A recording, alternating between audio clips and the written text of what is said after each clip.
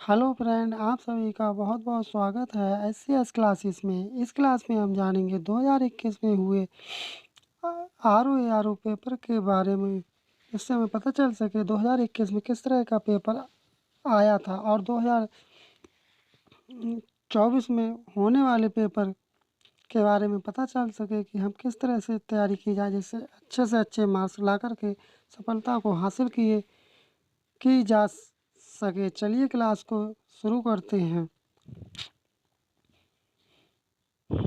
प्रश्न नंबर 1, निम्नलिखित घटनाओं पर विचार कीजिए और उन्हें कालक्रमानुसार व्यवस्थित कीजिए। फर्स्ट, करजन वायली की हत्या, खुदीराम बोस को मृत्युदंड, बाल गंगाधर तिलक द्वारा केसरी समाचार पत्र का प्रारंभ, अबुल कलाम आजाद द्वारा अल हिलाल समाचार पत्र का प्रारंभ। तब उपयुक्त कालक्रमानुसार को क्रम से लगाना है। तब हमारा इस प्रश्न का सही जवाब हो जाएगा ऑप्शन ए। सबसे पहले हमारा बाल गंगाधर तिलक द्वारा केसरी समाचार पत्र का प्रारंभ किया गया, उसके बाद में खुदीराम बोस को मृत्युदंड दिया गया, उसके बाद में करजन वायली की हत्या की गई थी और उसके बाद में अबुल कलाम आजाद द्वारा अल हिलाल समाचार पत्र का प्रारंभ किया गया।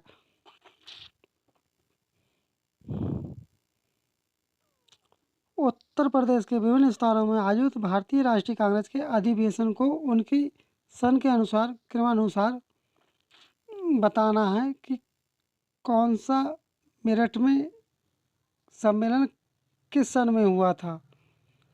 तब इस प्रश्न का हमारा सही जवाब हो जाएगा ऑप्शन सी। इसी तरह से हम मैच कर लेंगे। इस पेपर का हमारा पर्पस है कि आपको पता चल सके कि 2024 में होने वाले आर एग्ज़ाम में किस तरह का प्रश्न पत्र बनाया जा सके, जिससे हम अच्छी से अच्छी तैयारी कर सकें। दोस्तों, मैं इस क्लास में ज़्यादा विश्लेषण नहीं करा पाऊँगा क्योंकि क्लास बहुत लंबी हो जाएगी।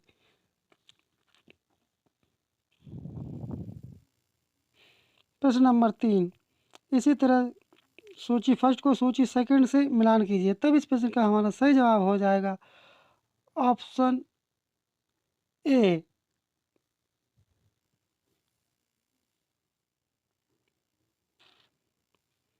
प्रश्न नंबर का हमारा सही जवाब हो जाएगा ऑप्शन सी।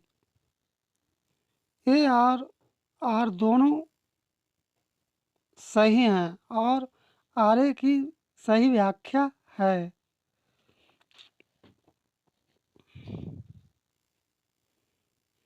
प्रश्न नंबर 5, इन्हें भी कालानुक्रमानुसार व्यवस्थित करना है। तब इस प्रश्न का सही जवाब हो जाएगा ऑप्शन बी।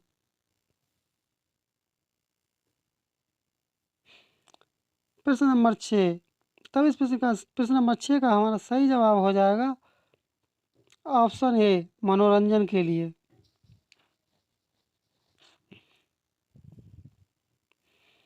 प्रश्न number 7, fort William college Calcutta के संदर्भ में कौन से कथन सत्य हैं? बताएं इस प्रश्न का सही जवाब क्या हो सकता है। तब हमारा सही जवाब इस प्रश्न का होगा ऑप्शन बी, केवल 2। इसकी स्थापना का मुख्य उद्देश्य ब्रिटिश अधिकारियों को भारतीय भाषाओं की शिक्षा देना था। Option B. प्रश्न नंबर 8, ब्रिटिश भारत में सैन्य बल पर केंद्रीय राजस्व का कुल कितना प्रतिशत व्यय होता था उस समय जब 2021 में ये पेपर हुआ था? अब तो बढ़ गया होगा। पता है इस प्रश्न का क्या जवाब होगा? तब इस प्रश्न का सही जवाब होगा ऑप्शन ए, 40%।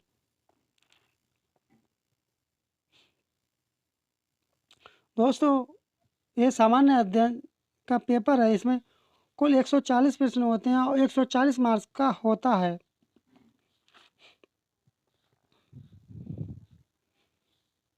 प्रश्न नंबर 9, वो भी उसी तरह का है, इनके स्थानों को मैच करना है। प्रश्न नंबर 9 का हमारा सही जवाब होगा ऑप्शन सी, बलदेव छठ का मेला पूर्वांचल, जो कि सुमेलित नहीं है।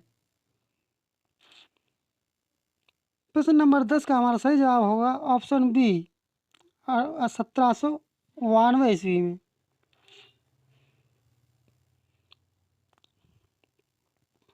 प्रश्न नंबर 12, 18वीं शताब्दी के उत्तरार्ध में किसे प्रायः कंपनी बहादुर को शान शौकत का स्थानीय प्रतिनिधि कहा जाता था? तब हमारा इस प्रश्न का सही जवाब होगा ऑप्शन बी, दरोगा को। किसे कहा जाता था? दरोगा को। दोस्तों, इस पेपर से हमें ये पता चल सकेगा कि किस तरह का पेपर बनाया जा सकता है। प्रश्न नंबर 13 का हमारा सही जवाब होगा ऑप्शन बी। दोस्तों, आप क्लास को पॉज करके अच्छी तरह से प्रश्नों का जवाब दे सकते हैं। प्रश्न नंबर 14, भारतीय सिविल सेवा के संदर्भ में निम्नलिखित कथनों में से कौन कौन सा से कथन सही हैं? तब प्रश्न नंबर 14 का हमारा राइट जवाब होगा ऑप्शन सी, फर्स्ट और सेकंड दोनों। इस कंडीशन में अधिकांश फर्स्ट और दोनों ही सही होते हैं। प्रश्न नंबर 15 का हमारा सही जवाब होगा ऑप्शन सी, ए सही है परंतु आर गलत है। प्रश्न नंबर 16 का हमारा सही जवाब होगा राज्य विधानमंडल की बैठक आयोजित करने के लिए कोरम पूर्ति किया है। तब हमारा इस प्रश्न का सही जवाब होगा ऑप्शन डी, 10 सदस्य या कुल सदस्यता का 10वां हिस्सा जो भी अधिक हो।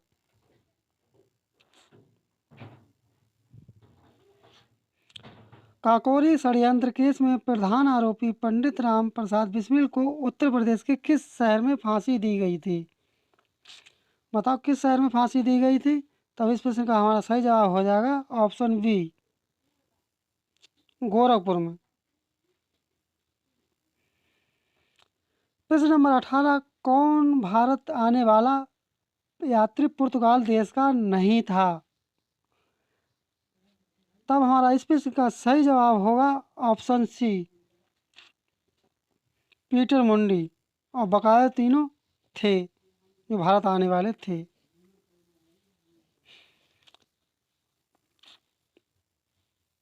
प्रश्न नंबर 19 का सूची फर्स्ट का सूची सेकंड से मिलान कीजिए। कौन सी सूची से कौन सा मॉडल पर आधारित थी? दोस्तों, जो सूचियों से संबंधित से अच्छी तरह से हमें पढ़ लेना चाहिए। इससे एक ना एक प्रश्न अवश्य ही बनता है क्लास में। प्रश्न नंबर 19 का हमारा राइट जवाब हो जाएगा ऑप्शन बी।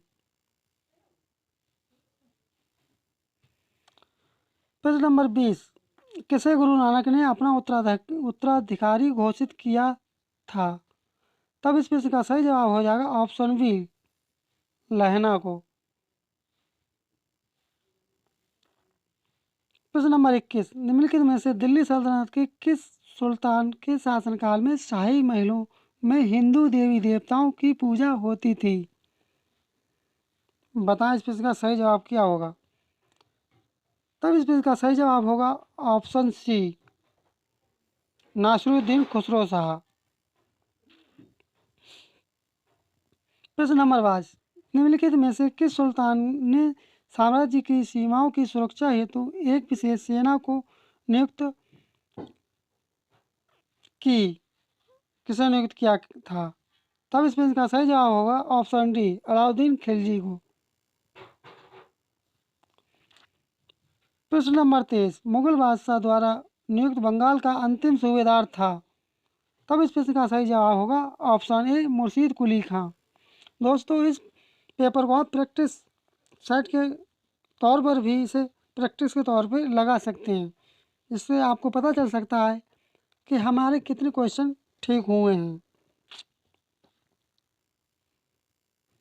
प्रश्न नंबर 24, उत्तर प्रदेश के निम्नलिखित किस ऐतिहासिक मेले में हिंदू और मुसलमान दोनों आते हैं? उत्तर प्रदेश का ऐसा कौन सा मेला जिसमें हिंदू और मुसलमान दोनों ही आते हैं? तब इस प्रश्न का सही जवाब होगा ऑप्शन ए, नौचंदी का मेला। उत्तर प्रदेश का नौचंदी का मेला एक ऐसा मेला है जहाँ पर हिंदू मुसलमान दोनों ही लोग आते हैं। और वैसे तो आजकल सभी मेलों में हिंदू मुसलमान आते ही हैं। प्रश्न नंबर 25, अंग्रेजों के विरुद्ध बनारस विद्रोह का नेतृत्व किसने किया था? तब इस प्रश्न का सही जवाब हो जाएगा ऑप्शन सी, राजा चेत सिंह ने। किसने नेतृत्व किया था? राजा चेत सिंह ने।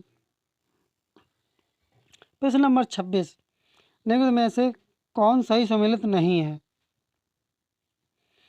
तब इस प्रश्न का सही जवाब होगा ऑप्शन डी, जेजाक भुक्ति कौशाम्बी।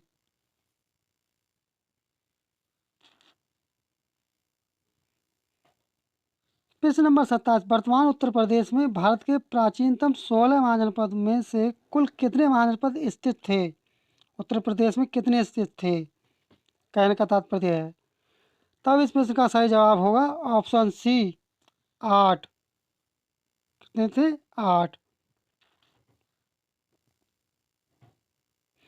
प्रश्न नंबर 28, जा दिन जन्म भयो, जा दिन जन्म भयो डॉट डॉट डॉट का धरती धसी अड़ाई हाथ। उपरोक्त उक्ति लोकायुक्ति का संबंध उत्तर प्रदेश की किस ऐतिहासिक विभूति से है? तब हमारा इस प्रश्न का सही जवाब होगा ऑप्शन सी। क्या होगा? ऑप्शन सी, आला। पहले के लोग आला को बहुत पढ़ा करते थे अपने चौपालों में, लेकिन आजकल ये देखने को हमें नहीं मिलता है।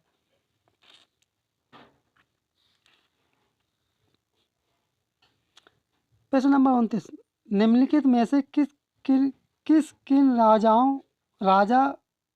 राजाओं को जनता द्वारा प्रत्यक्ष रूप से चुना गया?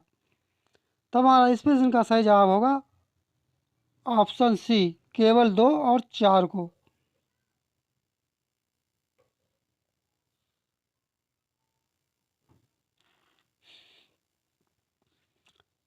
प्रश्न नंबर 30, निम्नलिखित में से कौन सही सम्मिलित नहीं है? विदेशी यात्री और भारत भ्रमण वर्ष।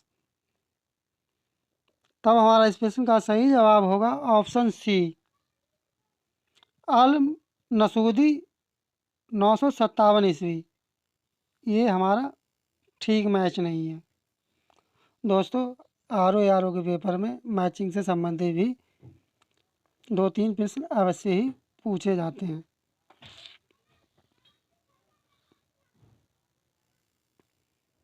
प्रश्न नंबर 31, उत्तर प्रदेश की सांस्कृतिक विरासत के संदर्भ में निम्नलिखित कथनों में से कौन सा से कथन सही है?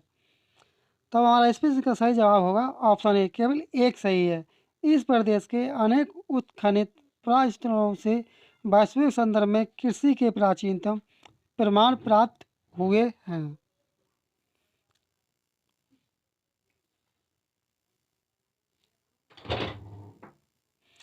कानपुर उत्तर प्रदेश स्थित भीतरगांव मंदिर के संदर्भ में निम्नलिखित कथनों में से कौन सा से कथन सही है?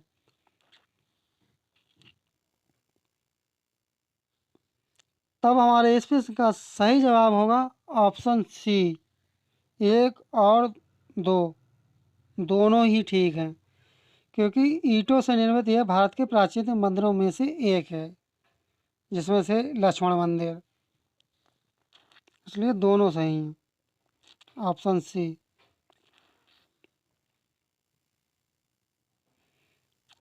प्रश्न नंबर 33, एक सितार में किस प्रकार की ध्वनि तरंगें उत्पन्न होती हैं? ये साइंस से संबंधित प्रश्न है। बताएं इस प्रश्न का सही जवाब क्या होगा? तब इस प्रश्न का सही जवाब होगा ऑप्शन डी, अप्रगामी एवं अनुप्रस्थ तरंगे। सॉरी। तो हमारा 33 का राइट आंसर हो जाएगा ऑप्शन डी। दो एक जैसे बल्ब को किस प्रकार जोड़ने पर अधिक रोशनी मिलेगी? तो हमारा इस प्रश्न का सही जवाब होगा ऑप्शन बी।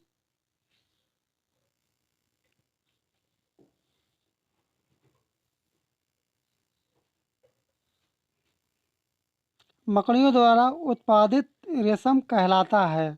जो मकड़ियाँ रेशम उत्पादित करती वह रेशम को क्या कहते हैं? तो हमारा इस प्रश्न का सही जवाब होगा ऑप्शन बी, गोसामर रेशम।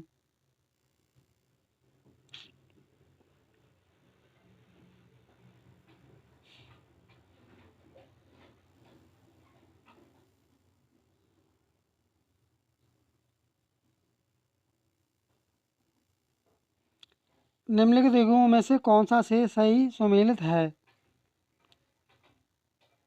बताएं इस प्रश्न का सही जवाब क्या होगा? तब इस प्रश्न का सही जवाब होगा ऑप्शन डी, चारों सुमेलित ठीक हैं इसमें। दोस्तों इस क्लास में मात्र हम 40 ही क्वेश्चन कराएंगे, जिससे क्लास लंबी ना हो सके, और ये क्लास 3 पार्टों में पूरा पेपर कंप्लीट कर दिया जाएगा। और दोस्तों क्लास अगर अच्छी लगे तो चैनल को सब्सक्राइब और वीडियो को लाइक कर लें, जिससे मुझे मोटिवेशन मिले।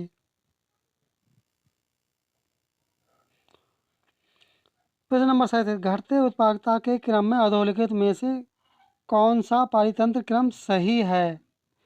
तो हमारा 37 का राइट आंसर हो जाएगा ऑप्शन सी, मैंग्रोव घास का मैदान, मैंग्रोव घास का मैदान और झील और सागर।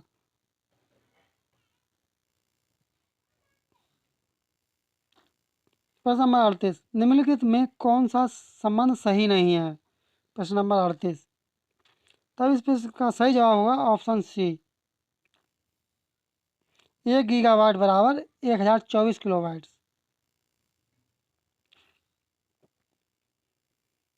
निम्नलिखित में कौन सा कथन सही नहीं है? तो हमारा इस प्रश्न का सही जवाब होगा ऑप्शन बी, मनुष्य की आंख लाल रंग के लिए सबसे अधिक सुगराई होती है। प्रश्न नंबर 40, 10 दिनों से अधिक दिन तक उपवास करने पर लीवर पर क्या प्रभाव पड़ता है?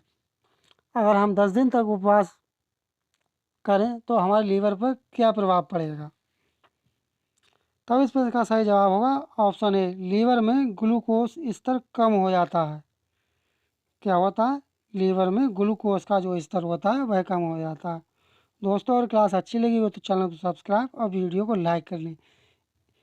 ये पूरा पेपर 3 क्लास में कंप्लीट करा दिया जाएगा, जिससे क्लास लंबी ना हो सके। और दोस्तों अगर क्लास अच्छी लगी हो तो चैनल को सब्सक्राइब और वीडियो को लाइक कर लें।